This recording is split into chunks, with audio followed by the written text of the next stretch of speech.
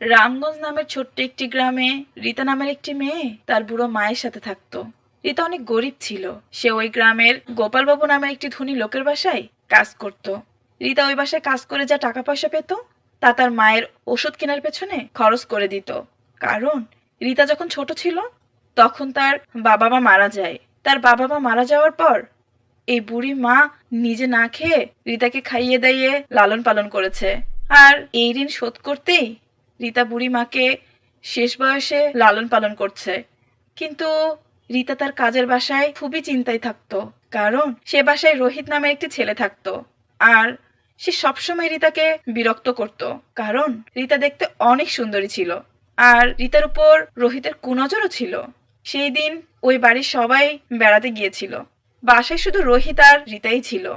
তখন রীতাকে একলা পেয়ে রোহিত তার রান্নাঘরে যায় আর চাপা সুরে বলে, রীতা, ও রীতা, আজকে কি রান্না করছিস? রীতা বলল, আজকে মাছ ভাজা করছি। আচ্ছা আচ্ছা, ঠিক আছে, আমি আমার ঘরে যাচ্ছি। তুই আমার জন্য এক কাপ চা বানিয়ে নিয়ে আয় তো। তখন রীতা তার জন্য এক কাপ চা বানায়। কিন্তু রীতা বুঝতে পারে যে রোহিত তাকে চা দেওয়ার জন্য তার রুমে ডাকেনি। রোহিতের মনে কোনো কুমতলব আছে। কিন্তু তার কিছু করার ছিল না। সে যখন চা নিয়ে ভয়ে ভয়ে রোহিতের রুমে যায় তখন রোহিত তার খাটের উপর বসেছিল আর রীতার দিকে তাকিয়েছিল। রীতা এই দেখে অনেক ভয় পায়। তখন রোহিত রীতার দিকে এসে রীতাকে বলে, আরে এত তাড়াতাড়ি চা বানিয়ে এসে পড়লি, অনেক ভালো, আয় আমার পাশে একটু বস, দুজনে মিলে চা খাই।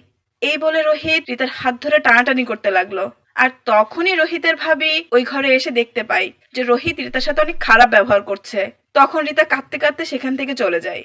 আর তার ভাবি রোহিতকে অনেক বকাঝকা করতে লাগলো।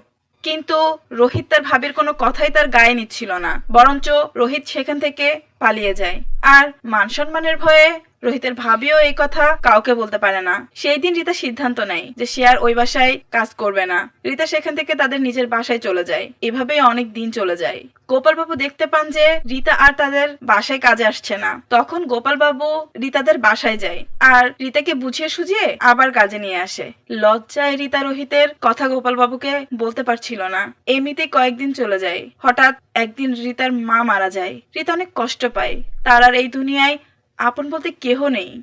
গোপালবাবু রীতার এই কষ্ট দেখে সবসময়ের জন্য তাদের বাসায় থাকতে বলে। এইভাবেই দুঃখে কষ্টে রীতার দিন কাটছিল। কিন্তু রীতার উপর রোহিতের নজর সবসময় ছিল। একদিন রীতা তার ঘরে শুয়েছিল। হঠাৎ রোহিত মদ খেয়ে রীতার ঘরে ঢুকে পড়ে। রীতা রোহিতের এই অবস্থা দেখে অনেক ভয় পেয়ে যায়। রোহিত মদ খেয়ে মাতাল অবস্থায় রীতার কাছে যায় আর বলে, আরে রীতা, তুই এত সুন্দর কেন? তোকে দেখলে তো আমার মাথা নষ্ট হয়ে যায়। আয় একটু আমার কাছে আয়। রোহিত মদ খেয়ে এসব কথা বলছিল আর পাশেই তার বড় ভাই গোপালবাবু দাঁড়িয়ে দাঁড়িয়ে সব শুনছিল। এইসব শুনে গোপালবাবু অনেক রেগে যায়। আর তখন গোপালবাবু রোহিতের গালে কষে একটা চড় মারে। আর তখন গোপালবাবু সিদ্ধান্ত নেয় যে রীতার সাথে রোহিতের বিবাহ করিয়ে দেবে। আর যে কথা সেই কাজ। কিছুদিনের মধ্যে গোপালবাবু রোহিতের সাথে রীতার বিয়ে দিয়ে দেয়। আর রোহিত তার ভুল বুঝতে পারে। আর রোহিত ও রীতা তারা দুজনে মিলেমিশে সুখে শান্তিতে সংসার করতে থাকে। বন্ধুরা, এই ধরনের আরো ভালো ভালো ও নতুন নতুন স্টোরি দেখার জন্য আমাদের চ্যানেলটিকে সাবস্ক্রাইব করবেন আর বেল আইকনটি বাজাতে ভুলবেন না।